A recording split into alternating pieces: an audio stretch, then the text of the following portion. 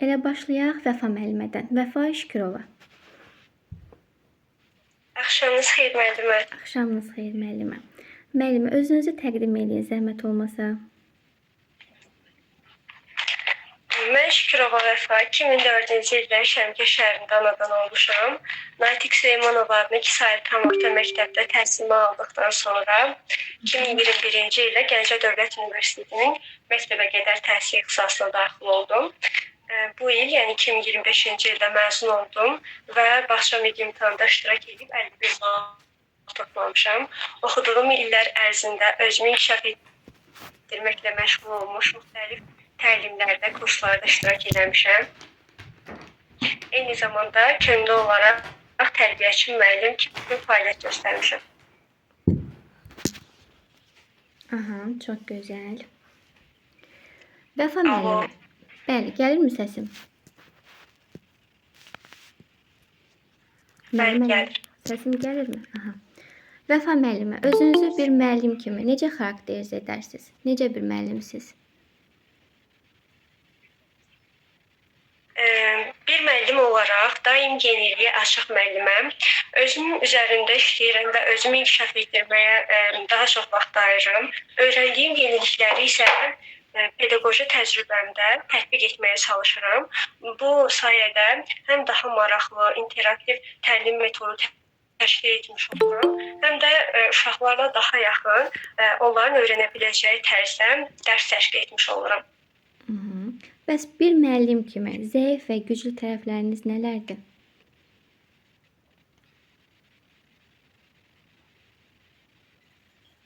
Özümün zəif tərəfim hər şeyin ən mükəmməlini etməyə çalışmağımdır. Bu bəzən məni narahat edə bilir, çünki ən qısa bir xoşuma gəlməyən hal olanda belə bu məni motivasiyadan sala bilir. Özümün güclü tərəflərim isə empatiya qura bilməyim, səbirli olmağım və anlayışla qarşılamağımdır. Hadisələr, konfliktləri sakit yolla həll etmə bacarığımdır. Amma müəllimə, burada bir düzəliş eləyim. Burada dediniz, mən motivasiyadan düşə bilirəm. Onu deməyin. Çünki o artıq mənfi sayılır da. Yəni deyə bilərsiniz ki, hər bir işə daha can yandırıram. Bu da mənim müəyyən qədər vaxtımı ala bilir. Amma indi bunun üzərində düzəlişlər edirəm. Yəni bunu yadda saxlayın. Gələn dəfə belə deyərsiniz özünüzü təqdim edəndə və yaxud da bu sualı verdikdə. Sonra nə üçün bu peşəni seçmisiniz? Bunu seçməkdə məqsədiniz nə olubdu? Ümumiyyətlə təhsil sahəsi insanın özünü inkişaf etdirməyi üçün çox əlverişli sahədir. Təhsildə insan sadəcə öyrətmir, eyni zamanda öyrənir və məktəbəqədər təhsil sahəsi fasiləsiz təhsilin pilləsi olmaqla bərabər uşaqların gələcək şəxsiyyətinin təməlini qoymaq mərhələsidir. Bu həm çox məsuliyyətli, həm də maraqlı peşədir. Mən digər peşələrin də təbii ki, maraqlı tərəfləri vardır, ancaq mən özümü ən çox bu sahədə görürəm. Çox gözəl. Vəfa müəllimə, sağlamlıq imkanı məhdud uşaqlarla işləyə bilərsinizmi? Təbii ki, təlim mühiti müəllimin vəzifəsini belə qoyur ki, hər bir uşağa fərdi yanaşa bilsin və onun fərdi ehtiyaclarını qarşılayıb təlimi elə qursun. Bura sağlamlıq imkanı məhdud olan uşaqlar da daxildir. Çalışmaq lazımdır ki, onlara başa düşəcəyi səviyyədə, anlayışla anlayacaqları səviyyədə və ehtiyaclarına uyğun şəkildə təlimi quraq və onları təlim prosesinə cəlb edək. Gözəl. Uşaqlarda öyrənmə həvəsini bir tərbiyəçi müəllim olaraq necə yaradarsınız? Hər bir uşağın psixologiyadan bildiyimiz kimi fərqli temperament tipi ola bilər. Hər bir uşağın fərqli maraq dairəsi ola bilər, öyrənmə tərzləri müxtəlif ola bilər. Mən çalışıram ki, təcrübə müddətimdə hər bir uşağa müşahidə nəticəsində oyunlarda göstərdikləri davranışlara əsasən onların maraqlarını müəyyən edeyim, onların öyrənmə tərzini müəyyən edeyim və ona əsasən uşaqlara yanaşım. Vako öyrənmə tərzində də bura daxil etmək olar. Uşaqların öyrənmələrinə görə tərzləri fərqlidir. Bəli. Bir-iki sual da verim sizə. Keçək başqa müəllimə. Bəli. Deyək ki, qrupda 2 müəllim işləyirsiniz və sizin fikirləriniz üst-üstə düşmür. Deyək siz günortaya qədər işləyirsiniz, günortadan sonra da sizdən sonra başqa bir müəllim işləyir. Siz deyirsiniz ki, bu metodla keçilməlidir. Siz çıxdıqdan sonra isə uşaqlara sizin metodunun əksini deyir. Siz bu zaman o müəllimlə necə reaksiya verərsiniz? Nə söhbətlər apararsınız? Ona əsəbləşərsinizmi? Mənim işimə qarışmayın deyərsinizmi? Həmkarımla münasibətləri sakit və peşəkar şəkildə danışıb həll etməyə çalışaram ki, ona izah edərəm ki, tərbiyədə vahidlik, intizamlıq prinsipi önəmlidir və biz bir-birimizin qoyduğu təlim-tərbiyəni ardıcıl icra eləməliyik və vahid olmalıyıq. Biz təbii ki, bu barədə çalışaram ki, həmkarımın özü ilə bu məsələni həll edeyim. Burada mən danışmaqdan çox, münaqişə etməkdən çox problemin həllinə yönəlməliyim. Yəni ikimiz tek vəzifəmiz uşaqların hər tərəfli inkişafıdır. Əgər mən həmkarımla bu vəzifəni həll edə bilməsəm, onda müdiriyyətə bu barədə məlumat verərəm. Yəni yenə də çalışdığımız olmalıdır ki, uşaqların təlimində və tərbiyəsində ardıcıllıq prinsipi, vahidlik prinsipi özünü gözləsin. Çox gözəl. Siz müsahibəni keçdiniz Vəfa müəllimə. Təşəkkürlər müəllimə. Sağ olun, buyurun. Keçək indi digər müəlliməm, Arzu müəllimə, Arzu Abdullayeva. Bəli, axşamınız xeyir müəllimə. Axşamınız xeyir. Özünüzü təqdim eləyin müəllimə. Mən Abdullayeva Arzu, 32 yaşım var. Tovuz Dövlət Sosial-İqtisad Kollecinin 2010 və 2014 tarixlərində təhsil almışam. Tərbiyəçi müəllim, məktəbə qədər təlim və tərbiyə üzrə. Və hal-hazırda ailəliyəm, 3 övladım var.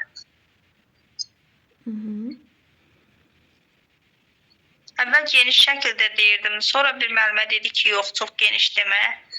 Onun üçün belə qısa bir şəkildə təqdim elədim. Çünki mən əlavə kurslara getməmişəm. Dedi, o sənə sual verəcək, bəs hansı kursa getmişəm. Yalandan sən dedi, o kursu deməklə, yəni özünü yandırmalı olacaqsan. Kursdan sual versə, cavab verə bilməyəcəksən. İndi yalan da yox. İndi əgər həqiqətən getmisinizsə, təbii ki, onu vurğulamısınız. Bəli, onun əsasında da soruşurlar. Məsələn, hansı məktəbə neçənci ildə daxil olmuşsunuz, bitirmisiniz, sonra universitet vaxtlarınız neçənci ildə daxil olub bitirmisiniz, bunları bildirirsiniz. Əgər könüllü şəkildə işləmisiniz və yaxud da ki, yəni müəyyən bir dövlət işində işləmisinizsə, onları da bildirirsiniz. İşləməmisiniz müəllimə? Yox, işləməmişəm. Sadəcə olaraq övladlarımın təhsil aldığı məktəbə qədər müəssisə ilə daima yaxında əməkdaşlıq olmuşam, hansı ki, gürşələrin yaradılmasında, müəyyən məşğələlərdə onlarla daima yaxın əməkdaşlıq işlətmişəm. Çünki bağça bizə çox yaxındır. Bildim müəllimə. Övladlarımın təhsil aldığı bağça. Amma çox, yəni ki, qısa da deməyin də, yəni hansı məktəbə daxil olmusunuz, gələn dəfə soruşanda onu deyərsiniz.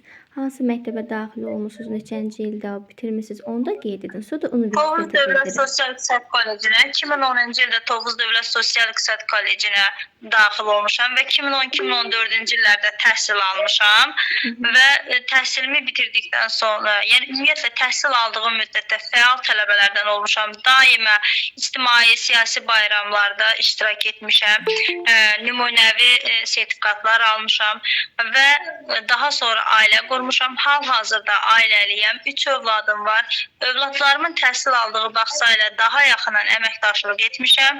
Hansı ki, görşələrin yaradılmasında, eyni zamanda məşğələlərdə onlarla birlikdə yaxından əməkdaşlıq etmişəm. Gözəl. Demək, Arzu müəllimə, sizin bir müəllimə olaraq hansı bacarıqlarınız var? Bir müəllimə olaraq daha çox mənim deyərdim, diqqətli olmağım və eyni zamanda səmimiyyətim və valideynlərlə, eyni zamanda əməkdaşlarımla düşünürəm ki, daha səmimi, eyni zamanda daha dəqiq və işinə peşəkarcasına yanaşan bir müəllim olacağımı düşünürəm. Elə bayaq vurğuladınız ki, uşağımın bağçasında da güşələrin yaradılmasında iştirak edirəm. Elə onu da deyə bilərsiniz ki, təşkilatçılıq bacarıqlarım da yaxşıdır. Onu da deyə bilərsiniz. Sonra bir müəllimi olaraq bağçaya hansı töhfəniz dəyər?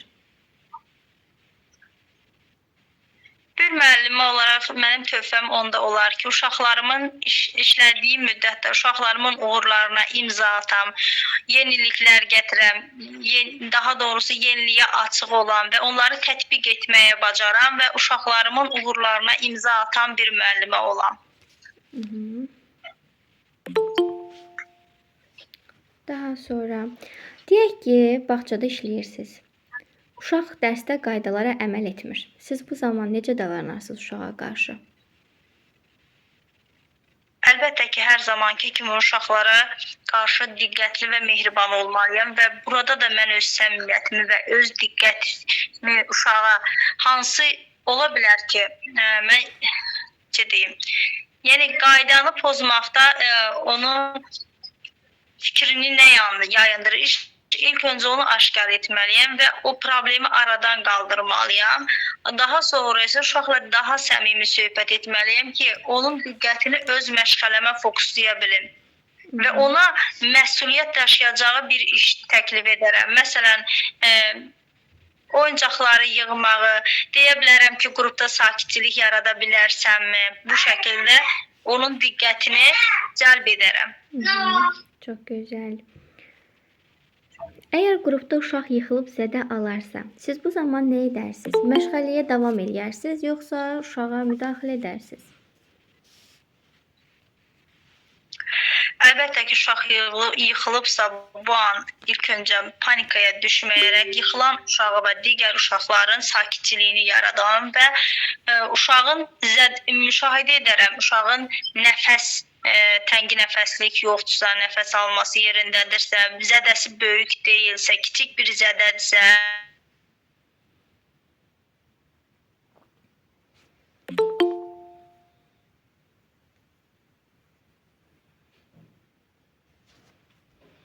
Müəllimələr, mənim səsim gəlir.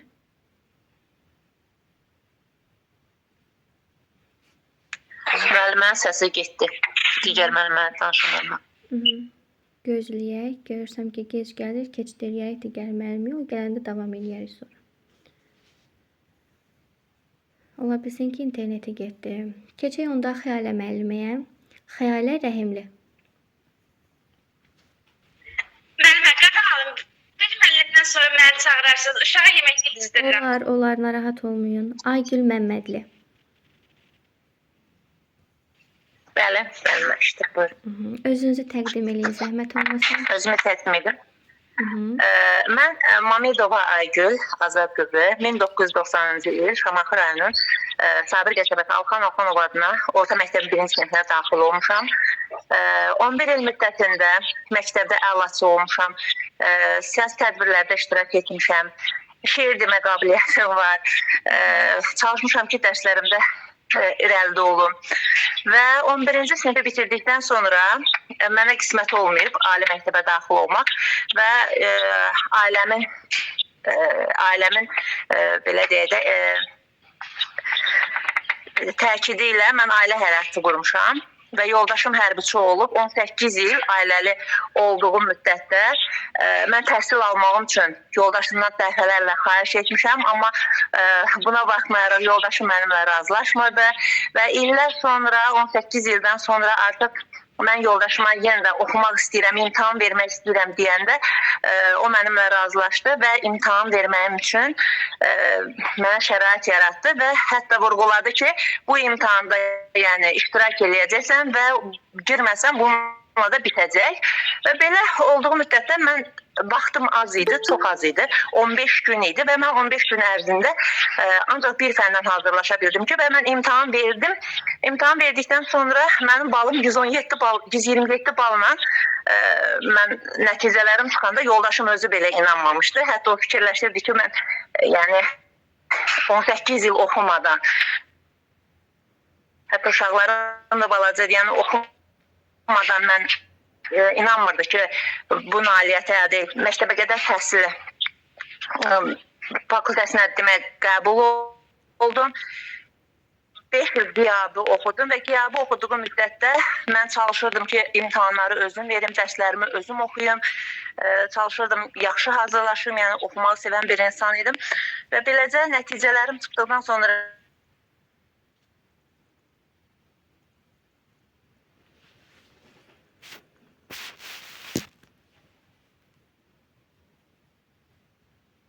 Aygül müəllimə, səsiniz getdi.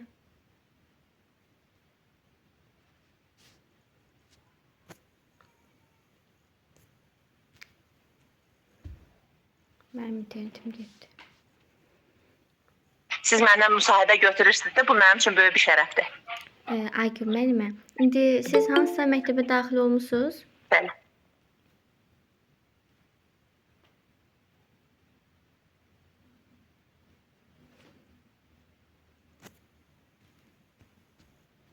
Humanitar kolleci. Müəllimə, çox gözəl. Həyatınızda hər zaman daim uğurlar arzulayıram, amma o qədər də çox uzun danışmayın. Çünki o indi sizin üçün də minus sayılar. Elə bil özünüzü təqdim etdikdən sonra neçənci ildə anadan olmusunuz, hansı rayonda və yaxud da şəhərdə anadan olmusunuz? Bir də məktəbinizi deyin. Məktəbdən sonra da hansı ali məktəbəmi və yaxud da kollecə daxil olmusunuz? Onu bildirin, ifsyo. Bir də əgər işləmisinizsə, müəyyən bir praktikanız varsa, bunun ətrafında danışarsınız. Olarmı müəllimə? Yəni sizə görə deyirəm ki, problem olmasın, minus sayılmasın. Gələn dəfə indi sizdən soruşanda, hə, elə deyərsiniz. Konkret. Müəllimə? Necə müəllimə? Müəllimə, səsiniz gəlmədi mənə. Necə deyirdiniz? Müəllimə, sizin səsinizi eşitmirdim mən. Hamıya gəlmirdi səsim. Müəllimələrdən biri açsın desin. Deyirdim ki, müəllimə, həyatınızda daim sizə uğurlar arzulayıram, amma ki, çox uzun uzadı danışmayın. Çünki müsahibədə bu sizin üçün də yəni minus ola bilər o müsiblər tərəfindən. Neçənci ildə, hansı rayonda və yaxud da şəhərdəmi doğulmusunuz, onu bildirin. Daha sonradakı hansı məktəbə daxil olmusunuz, neçənci ildə. Ondan sonradakı universitetə mi daxil olmusunuz, kollecəmi, bunu bildirəndən sonra da əgər müəyyən bir iş yerində praktikanız varsa, onu da deyib yekunlaşdırırsınız.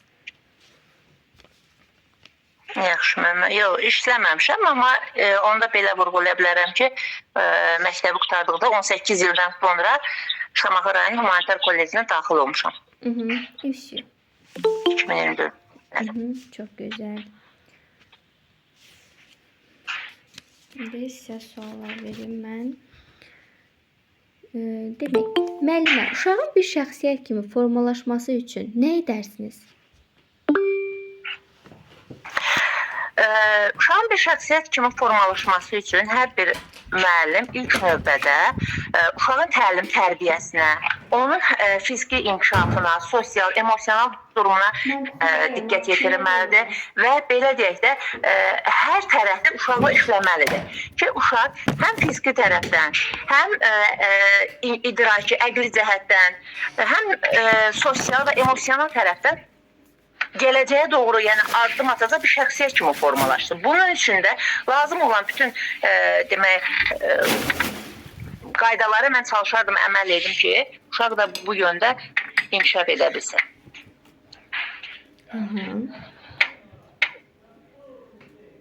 Aygül müəllimə, bağçanın məqsədi nədir? Bağçanın məqsədi odur ki, əsas uşaqların gələcəyə tam belə deyək də öz ayaqları üstündə basa biləcəyi bir xarakterdə formalaşdırsın və bir şəxsiyyət kimi formalaşdırsın. Bunun üçün də onun fiziki inkişafını təmin etməlidir.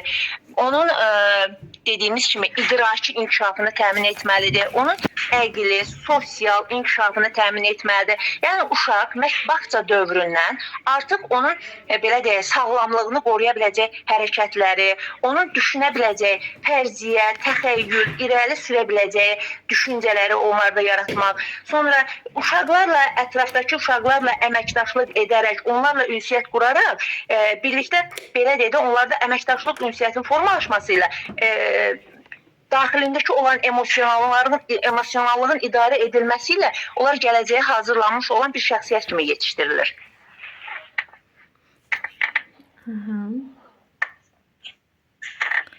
Deyək ki, Aygül müəllimə, bağçaya işə girmisiniz və ilk gün bağçaya gəlmisiniz. Bu zaman özünüzü uşaqlara necə sevdirərsiniz, necə tanıtdırarsınız? Adətən mən düşünürəm ki, uşaqlar müəlliməni onun istiqanlığı, onun mülayim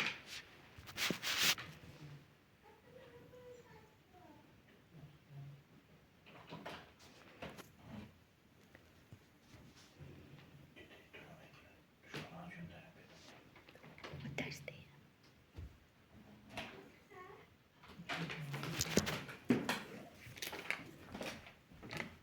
yaradırlar. Uşaqlar istər-istəməz müəllimdən qorxmaqla yox, sevgi ilə yanaşır. Müəllimə sevgi, müəllim sinifə daxil olan andan uşağa sevgini ötürməyi bacarmalıdır. Bütün uşaqlara, yəni eyni şəkildə qayğını ötürməyi bacarmalıdır, mənə elə gəlir ki. Aha, düzdür müəllimə. Deyək ki, qrupunuzda hiperaktiv, sangvinik uşaqlar var və qrupunuzda məşğələ zamanı onlarla işləyərkən qrupu necə idarə edərsiniz, uşaqları necə idarə edərsiniz ki, məşğələniz effektli olsun? Biz əsasən təlim nəticəsinə çatmaq üçün bizim öz standartlarımız var və bu standartları biz elə etməliyik ki, bütün uşaqlar, yəni fərqli və fərqli xüsusiyyətlərindən asılı olmayıb, bütün bu uşaqlar hər biri buna nail olsun. Əgər hiperaktiv uşaqlar buna qarşıdırlarsa və yaxud da belə deyək, diqqət yayılmasına şərait yaradırlarsa, o zaman biz demək, iş üsulunu, iş formasını elə götürməliyik ki, həmin anda, həmin hiperaktiv uşaqları da biz ora cəlb etməliyik ki, onların da diqqəti istər-istəməz həmin demək, bizim yaratdığımız belə deyək də şəraitə uyğun olsun. Və bu zaman uşaqların diqqətini oraya yönəldəriksə, yəni onların təlim nəticəsində, iş formasında və iş üsulunda biz ona yönəldə biləriksə, uşaqdan da təbii ki, bütün uşaqlarla eyni nəticəni almış ola bilərik. Ki, hər bir uşaq təlim nəticəsinə çata bilsin. Gün rejiminin əhəmiyyəti nədən ibarətdir müəllimə? Gün rejimi uşaqların Müəllimə, belə deyək də, bağlayın zəhmət olmasa. Gülavər müəllimə. Necə? Gülavər müəllimə, səsi zəhmət olmasa bağlayardınız. Aha, buyurun Aygül müəllimə. Gün rejimi demək, hər qrup üçün dəyişməzdir. Gün rejiminin olması uşaqlarda ətraf mühitinin, məsələn, bizdə orada zamanlar ayrılır ki, ətraf mühiti gəzilməlidir, uşaqlarda yemək saatının olması, nahar saatının olması, yatmaq, arzuda və digər saatların vaxtında olması, hətta gün rejiminin tətbiq olunmasında valideynlə əməkdaşlığın olması çox vacib bir şərtdir ki, uşaqlarda belə deyək də, istirahətlə uşaqlarda olan enerjini, onlarda olan emosiyanı, onlarda olan bütün bədənində, məsələn, fiziki inkişafla onların bədənin sağlamlığını təmin etmək üçün bütün ardıcılıqla bunlar davam etməlidir ki, uşaqlarda hər bir şey yeri-yerində formalaşa bilsin. Həm onun sağlamlığı formalaşa bilsin, həm gün rejiminə əməl etməklə onlar bütün, belə deyək də, qarma-qarışıqlı, yəni belə onları, necə deyim, yorucu bir şey olmasın da, necə deyim, onlar hər biri növbələşmə ilə olmalıdır. Uşaq həm yatmalıdır, həm gəzməlidir, həm oynamalıdır, həm oxumalıdır və bu da birlikdə vəhdət təşkil etməlidir. Çox gözəl. Çox sağ olun Aygül müəllimə. Təşəkkür edirəm. Sağ olun mən. Xələ müəllimə, boşsuz, yoxsa digər müəllimələrə sual cavab eləyim? Müəllimə, suallarım qane-edici oldu mu? Bəli müəllimə, bəli. Təşəkkür edirəm. Buyurun. Bəli, müəllimə, gəldim. Əgər işiniz varsa gözləyə bilər. Digər müəllimələrə sual cavab eləyərəm. Problem yoxdur. Xeyr, müəllimə. Daha 7-ci sinifdəsiniz. Aha, buyurun Xələ müəllimə, özünüzü təqdim eləyin. Mən Rəhimova Xəyalə Mehman qızı Ağcabədi rayonunda anadan olmuşam. 2013-cü ildə Ağcabədi rayon Pedaqoji Kollecinin məktəbində təlim və tərbiyə ixtisasına daxil olmuşam. 2007-ci ildə isə bu ixtisası bitirmişəm. Bu ixtisası bitirmişəm. İş təcrübəm olmasına baxmayaraq, təhsil aldığım müddətlərdə, rəsmi iş təcrübəm olmasına baxmayaraq, təhsil aldığım müddətdə nəzəri biliklərə dərinlik yiyələmişəm və özümü həmişə yeniliklərə açıq, səmimi, mehriban, əməkdaşlığa açıq biri kimi görürəm. Bu yolda motivasiyam yüksəkdir və ilk addımlar atıram. Və 2025-ci ildə avqust ayının 29-da keçirilən müəllimlərin işə qəbulu üzrə test mərhələsində 36 bal toplamışam və sizin kimi dəyərli komissiya üzvlərinin qarşısındayım. Hal-hazırda müsahibə mərhələsinə çağırılmışam. Belə bildirə bilərsiniz. Birlikdə özümü göstərməyə və inkişaf etməyə çalışıram. Çox sağ olun, təşəkkür ederim. Aha, çox gözəl. Xəylə müəllimə, indi deyək ki, komissiya üzvləri sizə dedilər ki, nə üçün buradasınız? Nəyə görə bura gəlmisiniz? Nəyə görə bura gəlmişəm? MİQ imtahanından keçərək bal toplayıb müsahibə mərhələsinə gəldim və buradan da bu müsahibə mərhələsindən də uğur qazanıb yeniliklərə açıq olmaq, uşaqların inkişafına daim nəzarət edən və uşaqlarla əməkdaşlığı bacaran bir pedaqoq olmaq istəyirəm.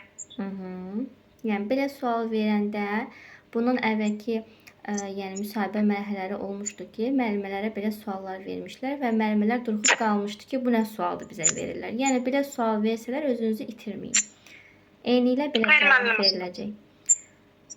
Mən bilmirəm heç məni çağıracaqlar, çağırmayacaqlar, amma yenə də oxuyuram da bir ümid. Yaxşı edirsiniz müəllimə, özünüzü sınayırsınız. Həm də sizin üçün də bir müəyyən bir praktikadır. Deyək ki, müəllimə, valideyn iclasıdır. Hansısa valideynin adını çəkibsiniz və onun uşağı barəsində irad bildirərsinizmi? İclasda hər bir valideynlərin içərisində. Biz konfidensiallığı nəzərə almalıyıq. Heç bir tərəfsizlik prinsipinə riayət etməliyik. Vicdanlı olmalıyıq. Heç bir müəllim valideyni hansısa bir valideynlərin qarşısında irad bildirə bilməz. Onlarla fərdi söhbət edilməlidir. Hansısa elə bir ki, uşaq haqqında elə bir ki, uşaq özünün məsələsində bugün uşaq haqqında nəsə mənfi məlumatı valideynə fərdi şəkildə demək lazımdır. Heç bir qrup qarşısında, valideynlər qarşısında bunu etmək bizim etik davranışlarımıza uyğun deyil. Doğru.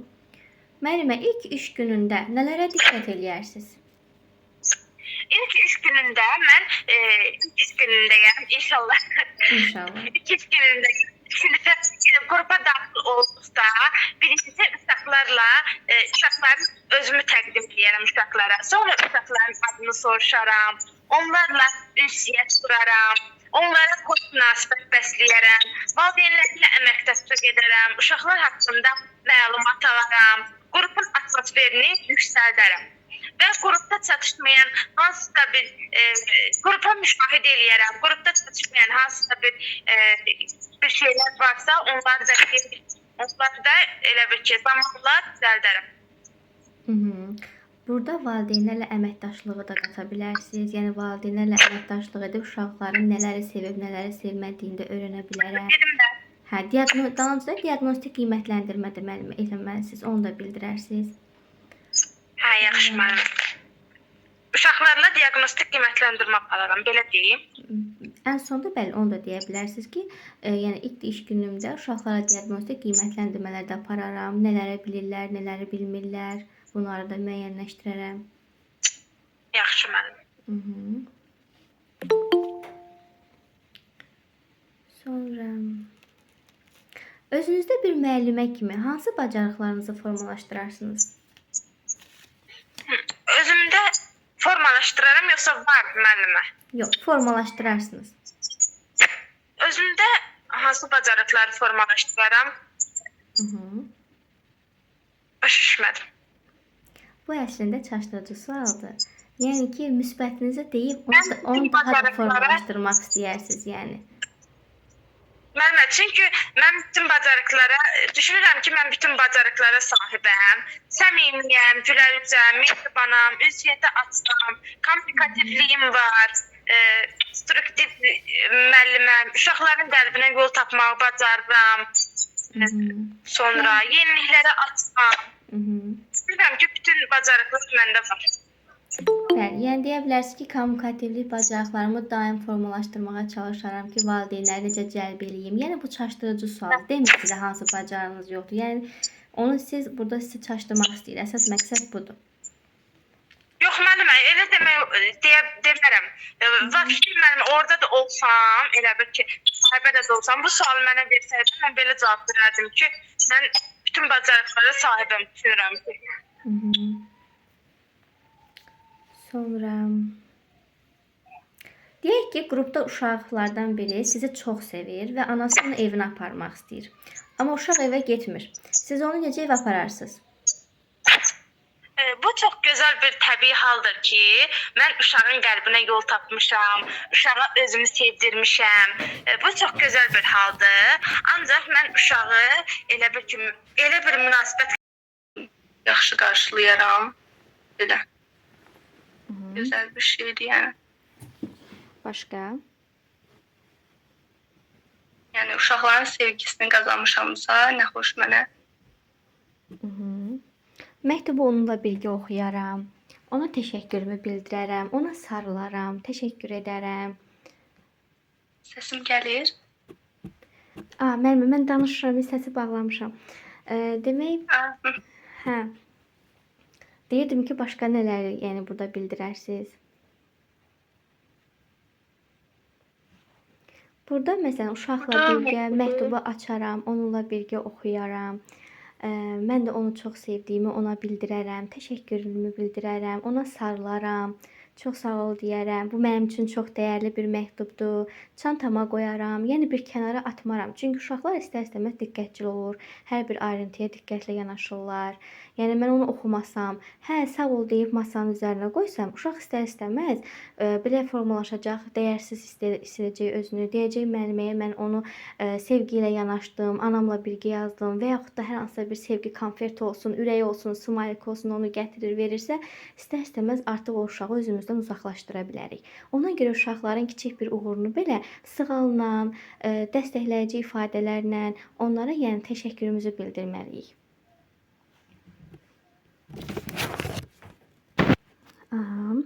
Başqa sizə nə deyim? Planlaşdırma nədir müəllimə?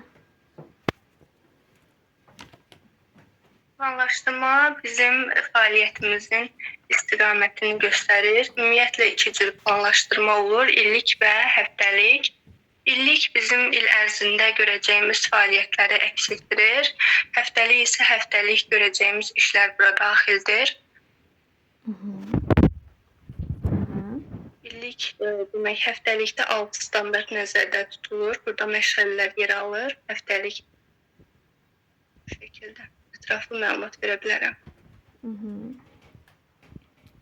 Başqa bir tərbiyəçi müəllim kimi təlim nəticəsini necə yazarsınız? Təlim nəticəsi necə yazılır müəllimə?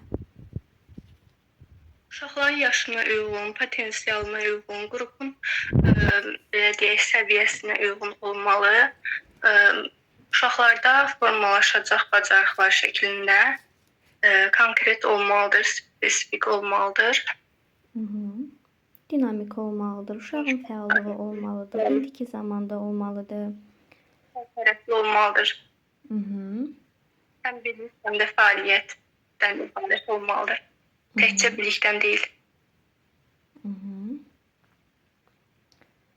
Deyək ki, qrupunuzda demək, məşğələ keçirsiniz və məşğələ keçdiyiniz zaman ola bilər uşaq altına qaçırdır. Siz bu zaman nə edərsiniz? Elə uşaqların içərisində onu azarlayarsınız, yoxsa nə edərsiniz? Nə kimi müdaxilə edərsiniz bir tərbiyəçi müəllim olaraq? Bu çox normaldır. Əslində uşaqlar arasında bu yaş dövründə ola bilər. Əlbəttə ki, sakit bir vəziyyətdə həmin uşağın əlini dəyişməyə kömək edərdim bu şəkildə. Yəni burada bir fasilə verərdim uşaqlar üçün. idman dəqiqəsi ola bilər. Həmin uşaqda nə deyirlər, başqa bir otağa keçirdərdim, belə paltarını dəyişərdim bu şəkildə. Aha, digər uşaqlara yəni hiss elətdirmədin. Onu da vurğulayarsınız orada zəhmət olmasa.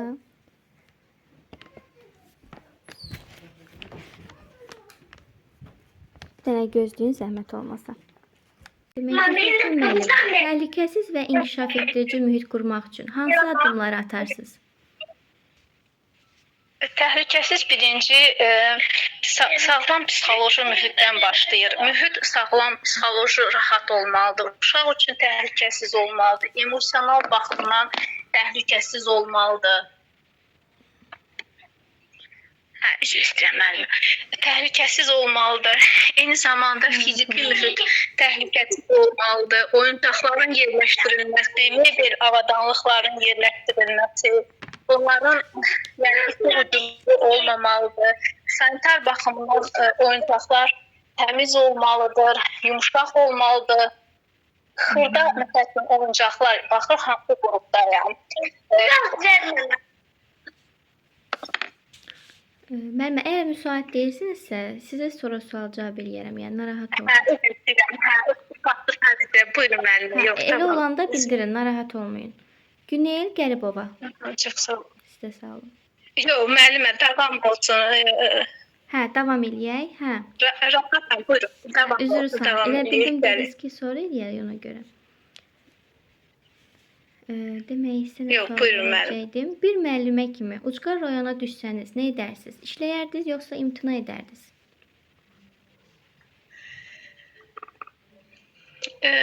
Sözün düzü buna səmimi cavab verəcəm. Düzdür, müəllim üçün heç bir sərhəd olmamalıdır. Müəllim hər yerdə işləməyi bacarmalıdır.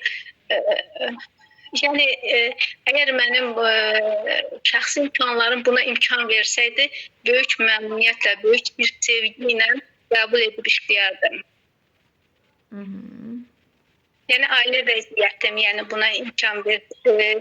Yəni o hal-hazırki məsələdə mənim o vəziyyətim buna imkan versə böyük sevgi ilə qəbul edərdim, deyərdim. Nə tam inkar etməyin. Yəni düz cavab verirsiniz. Yəni inkar da elə etdiniz ki, müsbət formada. Yəni tam da qəti şəkildə kəsib atmadınız. Daha sonra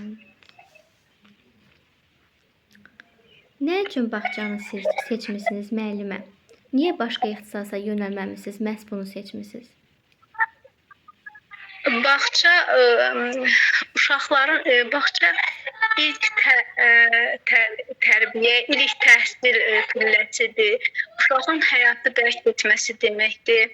Uşağın həyatı, ətrafı dərk etməsi deməkdir. Yəni uşaqlıqdan, yəni özüm də müəllim ailəsində doğulduğum üçün ətrafında müəllim məsəl üçün ordusu olduğu üçün həmişə istəmişəm ki, mən də müəllim olum. Mən də cəmiyyətin inkişafında müəyyən azacıq da olsun bir töhfəm olsun. Yəni insan şəxsiyyətinin əsası təməli bağçadan qoyulduğu üçün yəni mənə çox xoşdur və mən məmnunam ki, mən bağça müəllimi yəni oldum və ixtisasım bu olması. Çox gözəl. İndi sonuncu sual da verim Gültəkin müəllimə. İlk iş günündə nələrə diqqət edərsiniz? İlk iş günündə nələrə diqqət edərdim? Əlbəttə ki, xoş bir aurada uşaqlarla salamlaşardım, özümü təqdim edərdim, onlarla tanış olardım. Eyni zamanda valideynlərlə tanış olardım. Hər bir valideyni, yəni qrupa ilk gündən, məsələn bizim ilk gündən bütün valideynləri qrupa dəvət edərdim. Onlarla tanış olardım. Uşaqlarımın xüsusiyyətlərini soruşardım. Uşaqları hansı halda daha yaxşıdır, hansı halda daha xoşbəxtdirlər, hansı bacarıqları var. Eyni zamanda uşaqlarla da, yəni hər bir uşaqlarla diaqnostik o qiymətləndirmə var. Hər bir şəkildə, hər bir uşağın o potensialını, o marağını, o dünya görüşünü yəni öyrənərdim ilk gündən olaraq. Həm deməli, əlavə bunda vurğulayarsınız ki, məsələn, ilk iş günündə otağa gələrkən otağın dekorasiyalarına da fikir verərəm. Yəni bunları da vurğulayın. Güşələr, hansı güşələr var, hansı güşələrdə əksiklik var. Yəni uşağın formalaşmasında nə kimi rollar oynayır. Yəni bunları da vurğulayarsınız zəhmət olmasa. Bu qədər. Çox sağ olun. Siz də sağ olun. Siz sağ olun. Sağ olun müəllimə, təşəkkür edirəm. Buyurun müəllimə. Günel Qəribova. Axşamınız xeyir müəllimə. Axşamınız xeyir müəllimə. Buyurun özünüzü yəni təqdim edin. Mən Günel Qəribova 1994-cü ildə Gəncə şəhərində anadan olmuşam. 2010-2014-cü illərdə məktəbəqədər təlim-tərbiyə fakültəsini bitirərək tərbiyəçi müəllim ixtisasına sahib olmuşam. 2015-2016-cı illərdə Tovuz rayon Abulbəyli 2 saylı Körpələr evi uşaq bağçasında tərbiyəçi müəllim vəzifəsində işləmişəm. Daha sonra ailə qurduğum üçün yaşayış yerim iş yerimə çox uzaq məsafədə olduğu üçün öz ərzəmə əsasən işdən çıxmışam. Bundan sonra mən ikinci təhsil olaraq tibb təhsili almışam və artıq 9 ildir ki, stomatoloji klinikada həm qeydiyyatçı, həm də administrator vəzifəsində işləyirəm. Və tərbiyəçi müəllim işlədiyim illər ərzində də ixtisas artırma kurslarında iştirak edərək birinci dərəcəli sertifikatla təltif olunmuşam. Çox gözəl. Amma müəllimə, müsahibədə nə gözəl işləmisiniz. Yalnız pedaqoji təhsillə bağlı, yəni onu vurğulayın. Digər işləri deməyin. Yəni bu iş yerinə ona görə vurğulayıram ki, ünsiyyət bacarığı, yəni 9 ildə artıq mən ünsiyyət şəraitində işlədiyim üçün bəlkə hər hansı bir müsbət cəhəti olar deyə dedim, yəni düzgün deyil. Yox, ona görə demirəm. Yəni onları sırf pedaqoji sahə maraqlandırır. Yəni ona görə deyirəm ki, yalnız pedaqoji sahədə nələr praktikanız var, onu vurğulayın. Demək. Yaxşı. Deyək ki, məşğələ keçirsiniz və məşğələ zamanı uşaq yemək yeyir. Siz bu zaman nə edərsiniz? Uşağa nə reaksiya verərsiniz? Uşağa əsəbləşərsiniz, yoxsa necə reaksiya verərsiniz?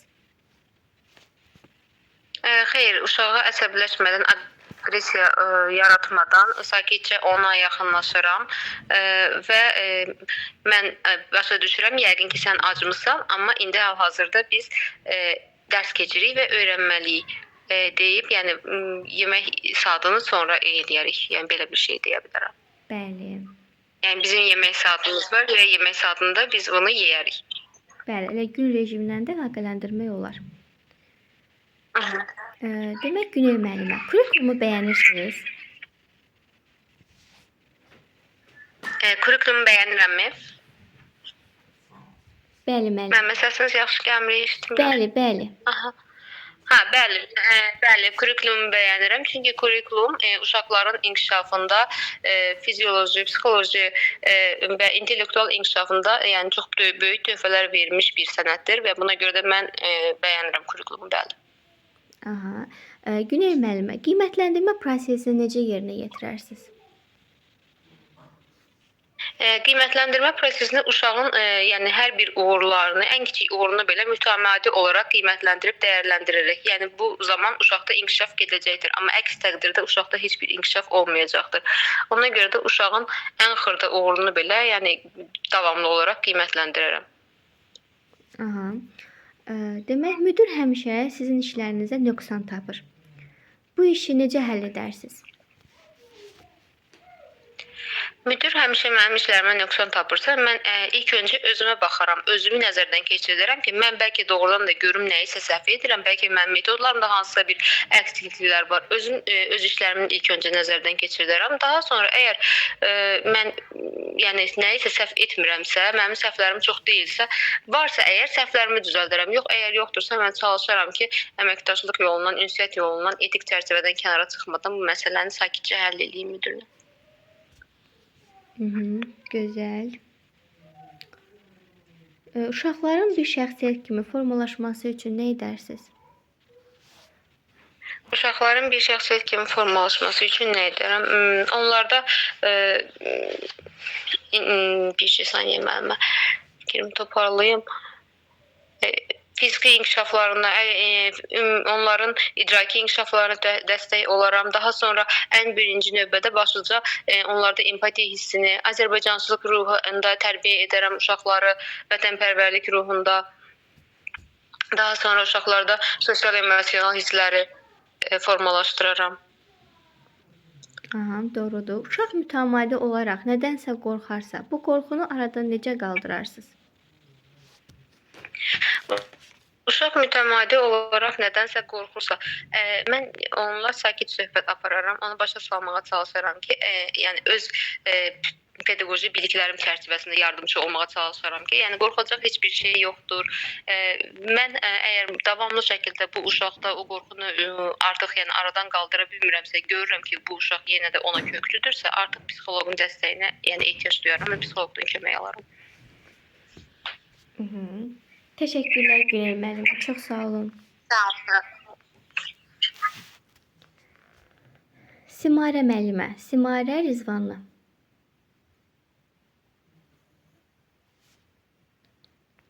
Simarə müəllimə, buradasınız? Səsim gəlir müəllimələr? Bəli.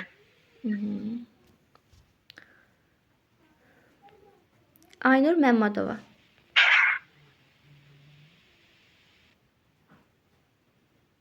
Salam müəllimə. Salam müəllimə. Buyurun, özünüzü təqdim edin. Mən Məmmədova Aynur Salman qızı 2019-2023-cü illərdə Bakı Qızlar Universiteti Məktəbəqədər Təlim və Tərbiyə ixtisasını bitirmişəm. Təhsil aldığım dövrdə üzlərimdə işləmişəm, seminarlara, webinarlara qatılmışam.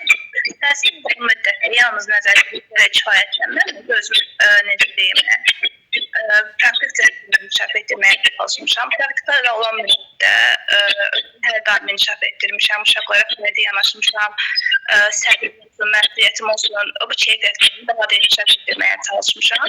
Təcrübə dönəmində əsasən oyun əsaslı öyrənməyə hər zaman üstünlük vermişəm. Çünki bu zaman müşahidə etmişəm ki, uşaqlar oyun əsaslı öyrənməklə dərsə daha həvəsli yanaşır, daha yaxşı öyrənir. Uşaqlarla bundan başqa işləməyi çox sevirəm. Onların inkişafına tövbə verməyi çox sevirəm. Onların inkişafında rol olmaq mənim üçün çox sevindirici haldır. İnanıram ki, müasir standartlara cavab verəcək bir müəllim kimi gələcəkdə fəaliyyət göstərəcəm. İnşallah müəllimə. Müəllimə, qrupunuzda olan bir uşaq var. Demək, onun valideyni heç cürə görə bilmirsiniz. Amma siz onu cəlb eləmək istəyirsiniz. Necə əlaqə saxlayarsınız? Onu necə əməkdaşlığa sövq edərsiniz bir tərbiyəçi müəllim olaraq? Əvvəlcə bunun səbəbini araşdıraram ki, uşağın valideyni niyə bağçaya gələ bilmir? Ola bilər ki, işinə görə gələ bilmir və yaxud da ailə problemlərinə görə bağçaya gələ bilmir. Bunu öncə araşdırıram. Sonra uşağı haqqında telefon vasitəsilə məlumat verməyə çalışaram. Sonra uşağın necə deyim, bağçaya gəlib uşağı bağçaya gətirməsinin faydalı olduğunu ona başa salaram ki, siz bağçaya gəlsəz, uşaq sizə baxıb, sizi görüb daha da həvəslənəcək. Bunu başa salaram, beləliklə bağçaya gəlməsini təmin etməyə çalışaram.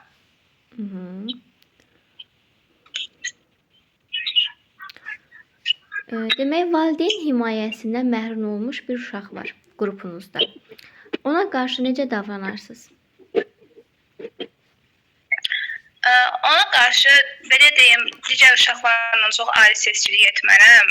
Etsəm də bunu elə edərəm ki, digər uşaqlar necə deyim, hiss etməsin. Ona daha səmimi yanaşaram, daha qayğı göstərərəm.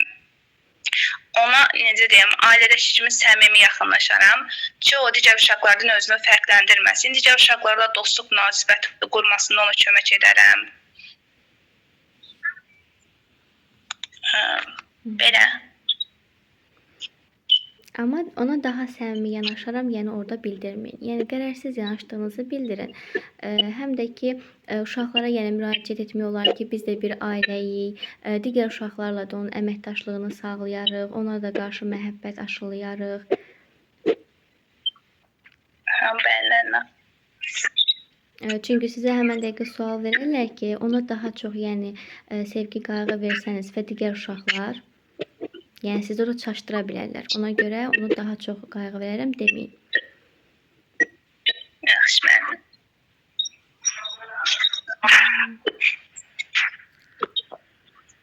Əgər uşaq dərsdə qaydalara əməl etməsə, necə davranarsınız? Əvvəlcə qaydaları uşaqlarla bərabər tərtib etmək lazımdır. Qaydalar 5-dən artıq olmamalıdır. Qaydaları uşaqlarla bərabər qurduqdan sonra müəllimin ilk öncə özü qaydalara əməl etməlidir ki, uşaqlar da müəllimdən nümunə götürsün. Əgər uşaqlar qaydaları pozursa, onları bu necə deyim, uşağa başa salmaq lazımdır və yaxud da oyun vasitəsilə, hər hansısa bir səhnəcilik vasitəsilə qrupun qaydalarını uşaqlara xatırlatmaq olar. Bu qaydalara əməl etməyin nə qədər vacib olduğunu uşaqlara başa sala bilərəm. Səhnəcilik vasitəsilə dediyim kimi, hər hansı bir oyun vasitəsilə. Gözəl. Demək müəllimə, uşaq yıxılıb zədə alsa nə edərsiniz? Zədə alsa əvvəlcə uşaqların təşvişə düşməsinin qarşısını alaram. Digər uşaqları başqa bir işə sövq edərəm. Uşağa yaxınlaşaram, o zədəyə baxaram. Məsəl üçün ağır zədədirsə tibb bacısını köməyə çağırıram. Yüngül zədədirsə uşağa ilk tibbi yardım göstərib valideyninə xəbərdarlıq edərəm ki, uşaq bu gün bağçada yıxıldı. Sonuncu sual da verim sizə. Demək, təlim nəticəsini necə yazarsınız? Təlim nəticəsinə. Yəni necə yazılır? Sual belədir daha doğrusu. Təlim nəticəsi əsasən SMART prinsipinə uyğun yazılır. Burada alt standartlardan çıxarılır təlim nəticəsi. Təlim nəticəsi 3-4-dən artıq olmur. İndiki zamanda olur. Uşağın fəaliyyəti olur, yoxsa müəllimənin fəaliyyəti? Uşağın fəaliyyəti olmalıdır burada təbii ki də. Müəllimin də fəaliyyəti olmalıdır. İkisi bir yerdə vəhdət təşkil etməlidir. Yox. Burada uşağın fəaliyyəti olmalıdır. Müəllim burada pasiv fəaliyyəti olur. Müəllimin fəaliyyəti olmamalıdır. Saçmalıyım. Heç nə olmaz, narahat olmayın. Və konkret olmalıdır. Təşəkkürlər Aynur müəllimə. Çox sağ olun müəllimə. Buyurun. Rəhimli Vüqar. Hansı müəllimədir? Salam müəllimə, xoş gördük. Özünüzü təqdim edin müəllimə. Mən İsmailova Aygün Müşfiq qızı 2001-ci ildə Yevlax şəhərində anadan olmuşam. 2017-2021-ci illərdə Ağdam Dövlət Sosial İqtisad Kollecinin ali təhsil ixtisasını bitirmişəm. Daha sonra müəllimlərin işə qəbul imtahanından yaxşı nəticə əldə edərək müsahibə mərhələsinə dəvət olunmuşam. Uşaqlarla işləməyi çox sevirəm. Özümü məsuliyyətli, qayğıkeş və səbirli biri hesab edirəm. Bu peşəni yəni sadəcə iş kimi deyil, ürək işi kimi görürəm. İnanıram ki, bu şərəfli sahədə özümü doğuldacam. Üzrə biraz həyəcanlıyam.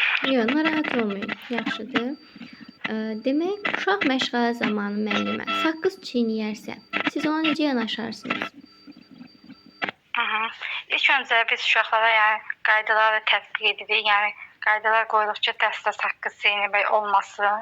Əgər belə bir hal baş verərsə, mən yenidən qaydanı xatırladıram uşaqlara.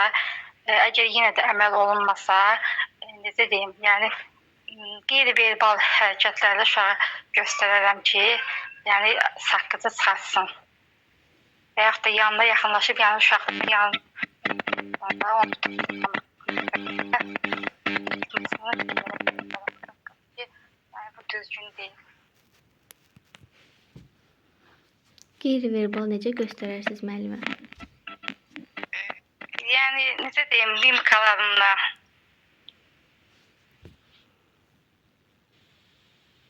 Yəni yes mimikalarından göstərərəm ki, yəni uşaq o dəqiqə başa düşər ki, yəni saqqızı çıxartmaq lazımdır. Belə. Yox müəllim, onu deməyin.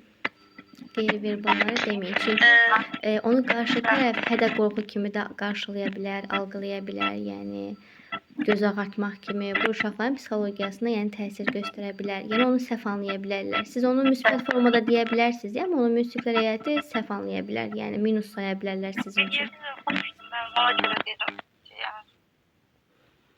Yaxşı müəllimə. Yəni belə. Başqa necə siz deyə bilərsiniz? Nə demək olur? Məsələn, məşğələ zamanı siz səsi bağlayın, mən danışım, ondan sonra siz səsi açın. Çünki xırıltı olur. Ona görə səsi bağlayıram. Sizə sual verəndən sonra. Məsələn, məşğələ zamanı uşağa yaxınlaşa bilərəm. Əlimi kürəyinə qoya bilərəm. Başına sığal çəkə bilərəm. Heç bir uşağa hiss elətdirmədən ona yaxınlaşaraq deyə bilərəm ki, məsələn, Ayxan, biz məşğələ zamanı saqqız çiynəsək, bizim fikrimiz yayına bilər. Biz istəyirik ki, məşğələdə yaxşı qiymətlər alaq. Əgər sən də yaxşı nəticələr almaq istəyirsənsə, sən də ulduz qoymağımı istəyirsənsə, sən də burada qəşəng yəni qiymətlər almaq istəyirsənsə, valideynə yaxşı qiymətlərini aparmaq istəyirsənsə, onda saqqızı ağzından çıxart, apar, zibil qabına at. Yəni uşaqla belə bu formada onu hiss elətdirməlisiniz siz qarşı tərəfə ki, orada başa düşməlidirlər ki, komissiya üzvləri ki, siz əsl yaxşı psixologiyaya sahib bir müəllimsiniz, uşağın dilini tuta bilirsiniz. Yəni deyə bilərsiniz ki, Ayxan, biz saqqız çeynədikdə artıq fikrimiz yayınır, sən onda dərsi yaxşı qavraya bilmərsən. Buna görə də çalışaq ki, buna bir də yol verməyək. Ondan sonra artıq yəni ki, uşaq bunu başa düşəcək. Təbii ki, o da istəyəcək ki, digər uşaqlar kimi, yoldaşlar kimi, çünki uşaqlar arasında istər-istəməz rəqabət olur. O da istəyəcək ki, digər uşaqlar kimi o da yaxşı qiymət alsın. Ona görə artıq onu ağzından çıxartmış olacaq. Bəli.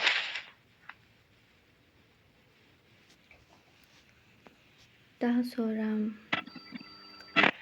deyək ki, məşğələyə keçirsiniz. Müdür daim sizə nöqsan tutur. Daim sizin işinizi bəyənmir. Siz müdürə nə cavab verərsiniz? Mən daim yəni bir müəllim kimi daim tənqidə açıq biriyəm. Ona görə yəni öz işimə baxaram. Əgər hansısa səhv bir nöqsanlarım varsa, onu aradan qaldırmağa çalışaram. Yox, əgər yoxdursa, müdürlə yəni danışıb və məşğələni istəyirəm ki, məşğələdə otursun, mənim keçdiyim məşğələdə mənim məşğələmi izləsin. Yəni belə bir şeylərlə göstərərəm müdürə ki, mən məşğələni yaxşı keçirəm də uşaqlara.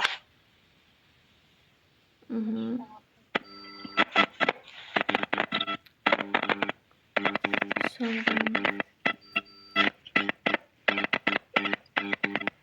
deyək ki, sağlamlıq imkanı məhdud uşaqlarla işləyirsiniz. Valideynlər narazılıq eləsə, nə edərsiniz? Qrupdan həmən uşaqları çıxardarsınız, yoxsa yox? Xeyr, əlbəttə ki, mən valideynlərlə yəni ünsiyyət quraraq onlara izah edərəm ki, təhsil hamı üçün əl çatandır. Yəni inklüziv təhsil haqqında yəni danışaram. Onlara empati bacarıqları aşılanmasını istəyirəm ki, yəni hər bir uşağın təhsil almaq hüququ var, hər bir uşaq yəni təhsil almalıdır. Yəni, belə bir şeylərin valideyn fikrinə daşıyırlar ki, yəni o uşaqlarda yəni necə deyim, sağlam uşaqlar kimi onların da təhsil almaq hüququ var. Çox sağ olun müəllimə. Sizə sağ olun. Simarə müəllimə, buradasınız?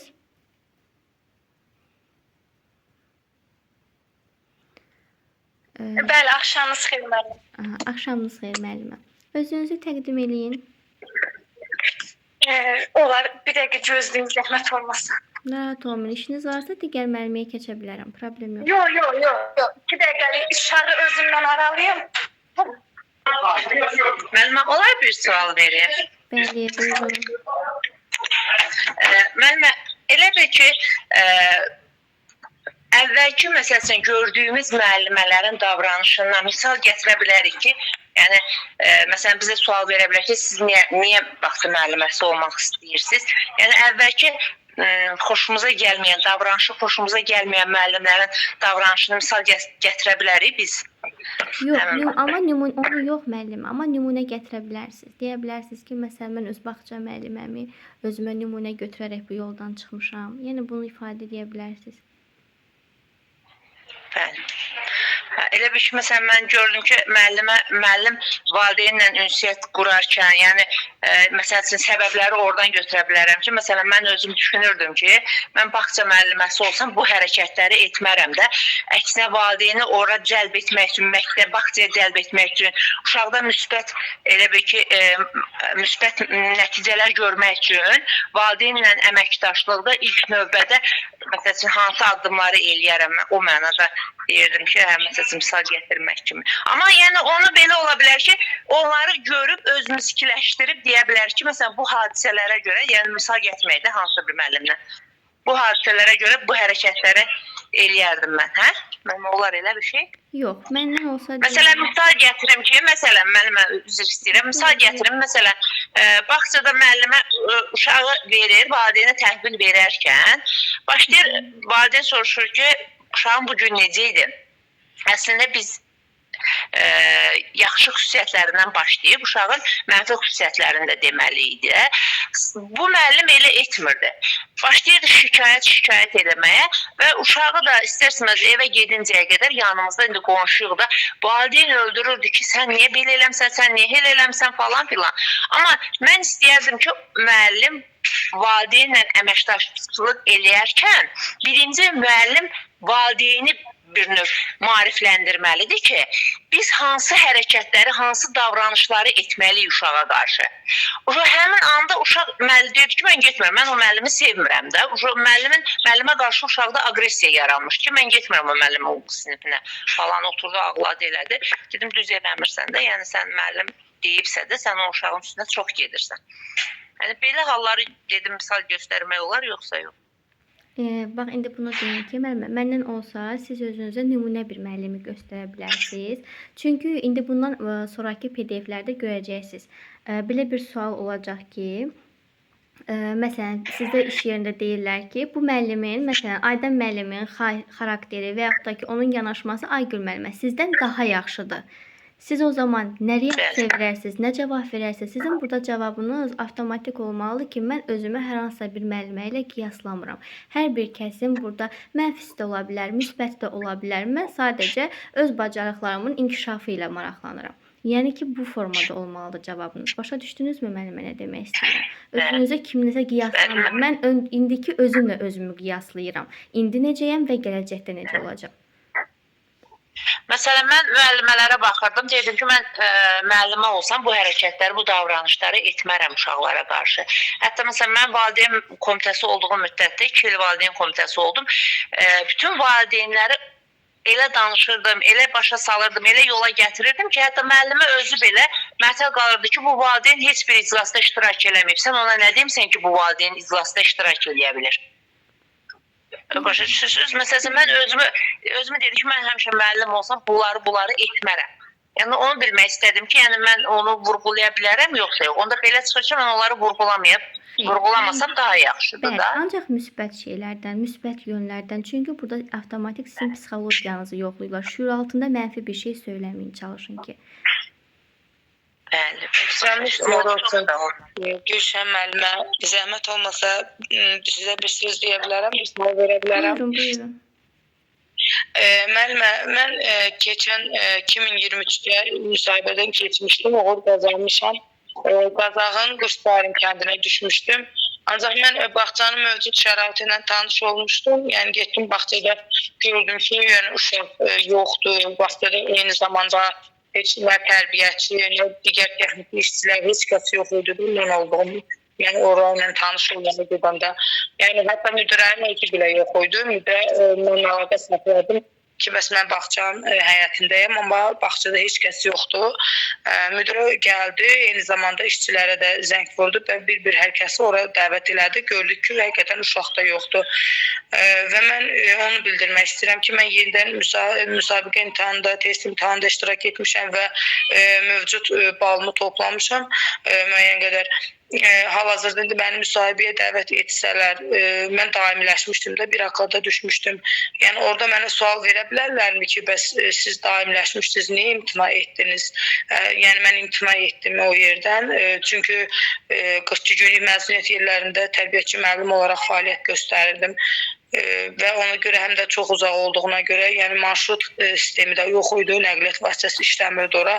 Taksi ilə belə əlaqə saxladım. taksi dedi ki, günə 20 manata, yəni aparıb gətirərəm.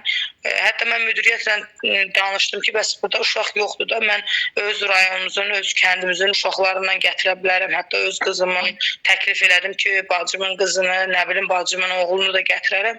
Yəni qətiyyətlə etiraz bildirdi ki, mən buna əsla yol vermərəm ki, siz uşaq gətirəsiniz, el basa-basa, hətta belə dedi Lori dildə, el basa-basa, yəni bir neçə kəndi keçə-keçə buraya uşaq gətirəsiniz, buna qətiyyən yol verməyəcəm. Bağlanırsa da bağlansın. Hətta dedi, seçməyin, mənim bağçamı seçməyin. Mən hətta istəyirəm bura bağlansın. Bax, belə bir ifadələr də oldu. Yəni mən onu bildirmək istəyirəm ki, mən müsahibədə iştirak edəndə oradakı müsahiblər mənə belə bir sual versələr, mən nə cavab verim? Necə yəni müdir elə heç özü istəmirdi ki, bağça fəaliyyət göstərə. İndi məqsədi nə idi ki, qrupunuzda Bəli. uşaq yox idi?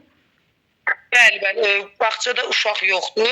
Müdürəyin özü də Qazağın özündə o özündən olduğuna görə hər gün o da əziyyət çəkdiyinə görə, eyni yolu hər gün o məsafəni qət etdiyinə görə mən elə başa düşdüm ki, o da istəmir ki, o bağça işləsin və o bağçanın bağlanmağını istəyir ki, o təyinatını başqa yerə versin. Mən elə düşündüm. Ola bilər. Amma siz yenə də indi bu bizə dediyiniz kimi formada deməyin. Yəni belə deyə bilərsiniz ki, bağçaya uşaq tələbatı olmadığına görə bir müddətdən sonra qruplar bağlanıldı. Ona görə də avtomatik olaraq mənim də iş, yəni ki, işimdə bağlanmış oldu. Yəni belə deyə bilərsiniz. Belə bildirərdim, belə bildirim də o da Bəli, burada sizlik bir şey yoxdur ki. Oldu müəllimə, çox sağ olun. Oldu, sağ olun müəllimə. Mən sual vermişdiniz, mən davam edə bilərəm. Bəli, siz özünüzü təqdim elədiniz Simara müəllimə. Xeyr, suallar girdi araya. Hə, ona görə. Mən Rıdvanlı Simara Tərxan qızı Füzuli rayonunda doğulub böyümüşəm və hazırda da həmin rayonda yaşayıram. 2016-2020-ci illərdə Şah Humanitar Kollecinin Məktəbəqədər Təlim və Tərbiyə Fakültəsinin Tərbiyəçi Pedaqoq ixtisasında təhsil almışam. Təhsil aldığım illər ərzində kollecin təşkilatı işlərinə rəhbərlik etmiş, Dünya Azərbaycan tələbə gənclərinin Respublika üzrə keçirilən 2-ci forumunda kollecimizi təmsil etmişəm. Tələbə olduğum illər ərzində özümü təkmilləşdirmək məqsədi ilə orta səviyyəli rus dil təhsili və 3 proqram əsaslı kompüter təhsili almışam. İxtisasımın praktik əsaslarına yiyələnmək məqsədi ilə Indigo Uşaq Bağçası Bağçalar şəbəkəsinin təşkil etdiyi master tərbiyəçi proqramına qatılmış, 4 ay müddətində 4 müxtəlif bağçada praktik əsaslar haqqında biliklərə yiyələnmişəm və proqramı birinciliklə bitirmişəm.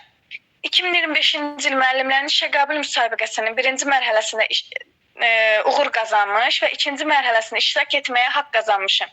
Sonda bunu da qeyd etmək istəyirəm ki, Qazi ailəsi olaraq əgər siz də layiq bilərsinizsə, işğaldan azad olmuş torpaqlarda gələcəyimizin təməlini qoyan uşaqlarımıza fiziki və psixoloji cəhətdən sağlam mühitdə gələcək həyatına hazırlamağı özümə şərəf bilərəm. Çox gözəl. Demək, Buyurun. bir müəllimi olaraq, deyək ki, ilkin olaraq gəlmisiniz bağçaya. Siz bu zaman nələrə diqqət edərsiniz? Qrup otağında nələrə fikirlər verərsiniz? Əlbəttə ki, qrup otağının uşaqların anlaq və fiziki cəhətdən sağlamlığı üçün qurulma şəraitinə, inkişaf etdirici, dəstəkləyici, sosial mühitin qurulma şəraitinə, əşyaların, resursların uşaqların anlaq səviyyəsinə, yaş səviyyəsinə uyğun olmağın və ən əsas da qrup otağında Azərbaycançılıq ideyalarının təbliğ olunmasına ciddi şəkildə riayət edərəm və ciddi şəkildə fikir verərəm. Simara müəllimə, pedaqoji proses nədir? Pedaqoji proses müəllimdən uşağa biliyin təhsilin ötürülməsi prosesidir.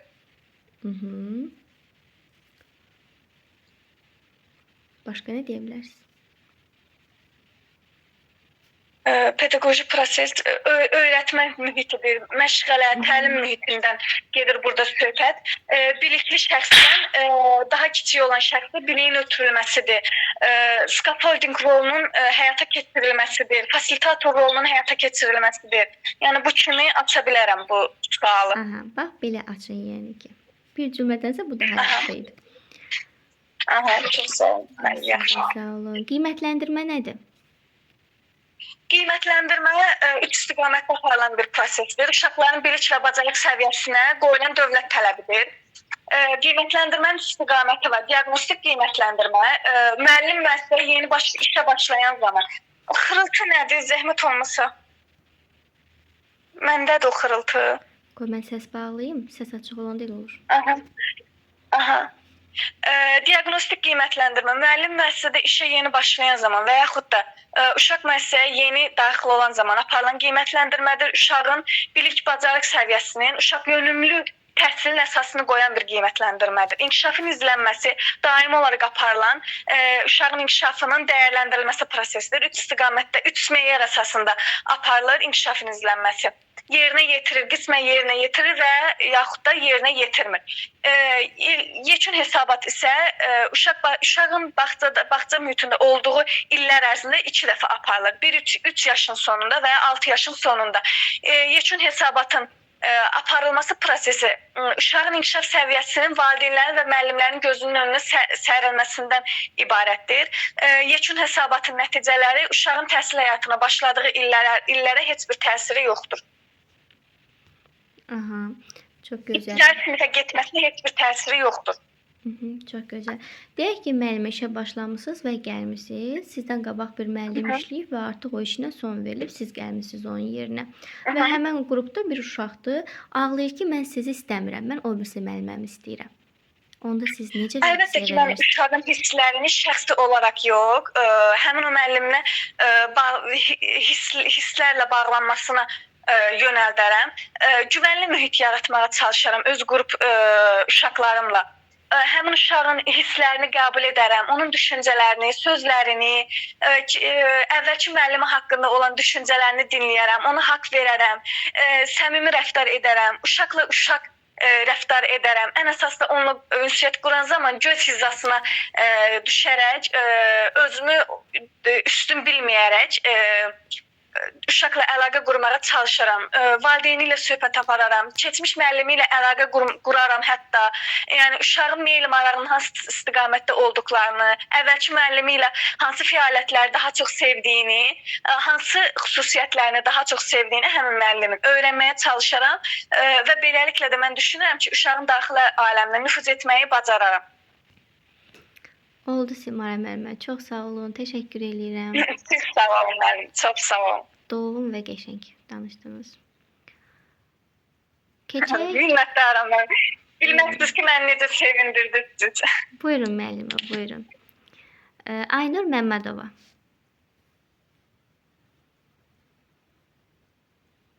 Aynur müəllimə, buradasınız. Mən bayaq danışdım. Hə, onda əl işarəsini indirərdiniz, zəhmət olmasa. Simara müəllimə, sizdə Nuraynə Bünyadova. Salam, axşamınız xeyir müəllimə. Salam müəllimə, axşamınız xeyir olsun. Özünüzü təqdim eləyərdiniz, zəhmət olmasa. Mən Nuraynə Məmmədova. Ağcabədi rayon Kəbirli kəndində 2000-ci ildə anadan olmuşam. 2007-ci ildə həmin kəndin Mirzə Rəhbər Sabir adlı tam orta məktəbində başlamışam orta məktəbə. Orta məktəbi 2018-ci ildə bitirmişəm. 2019-cu ildə Şah Humanitar Kollecində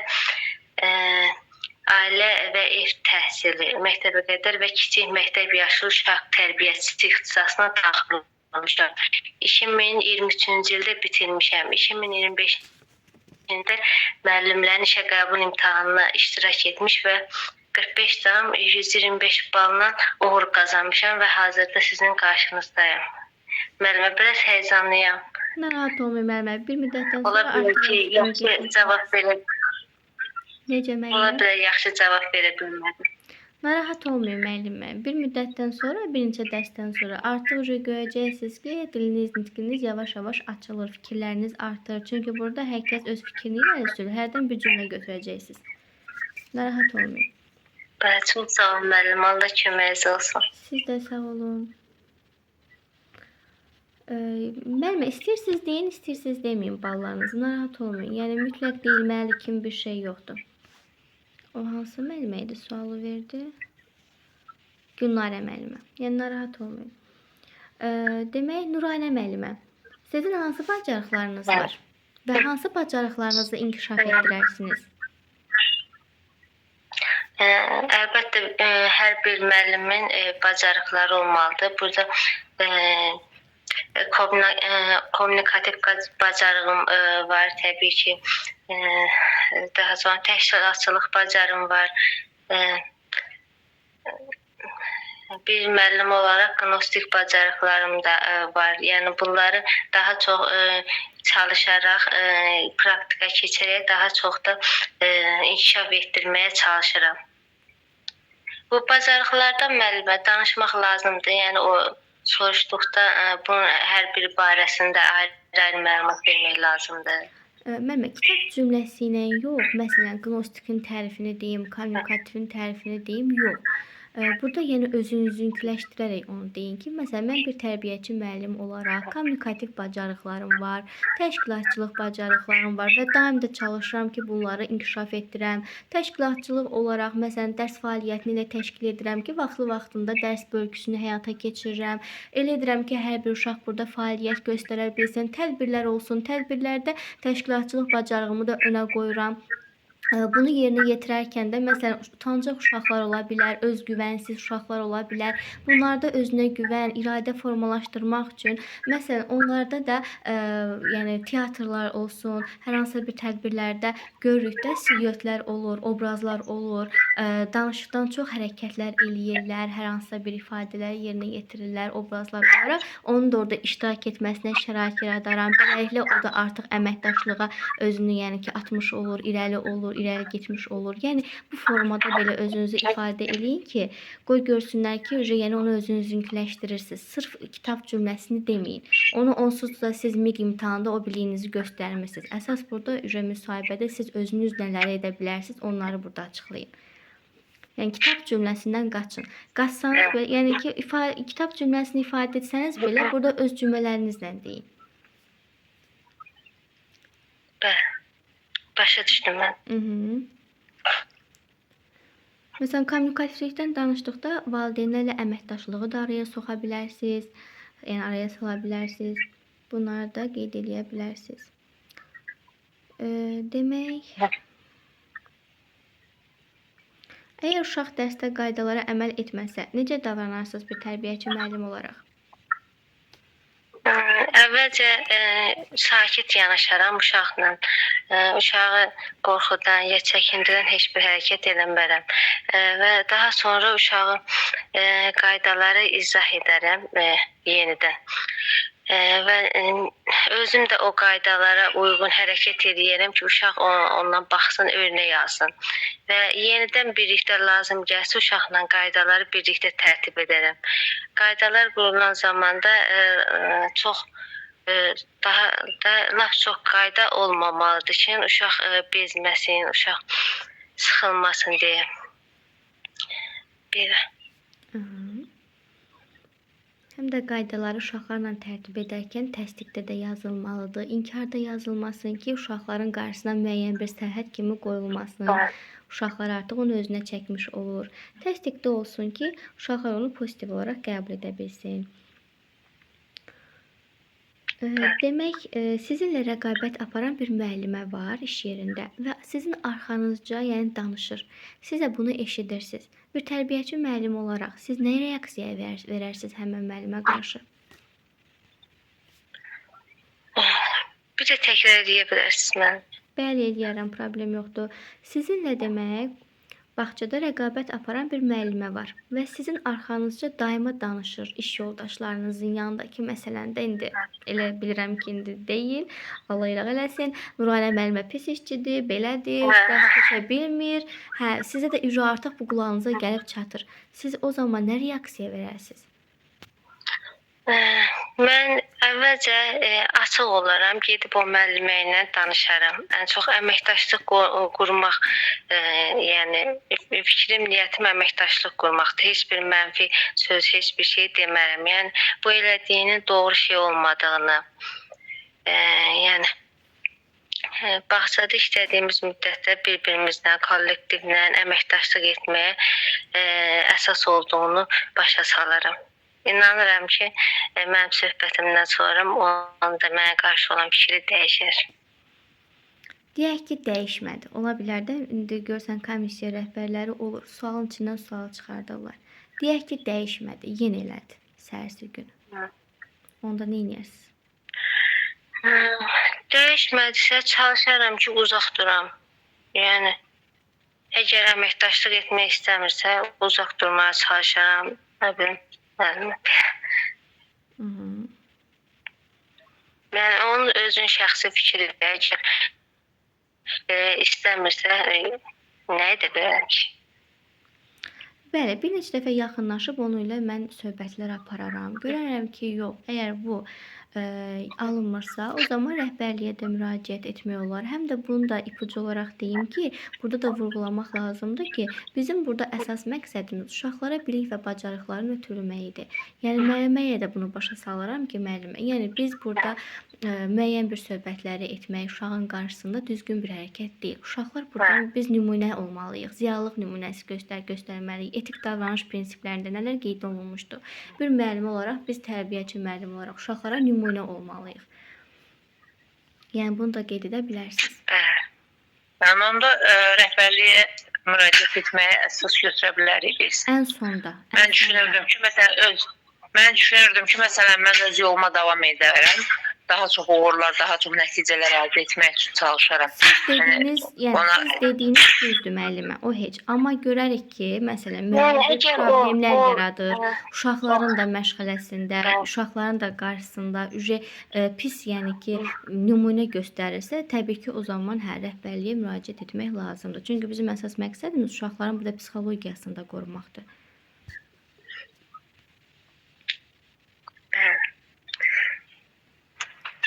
Sonuncu sualı da verim sizə.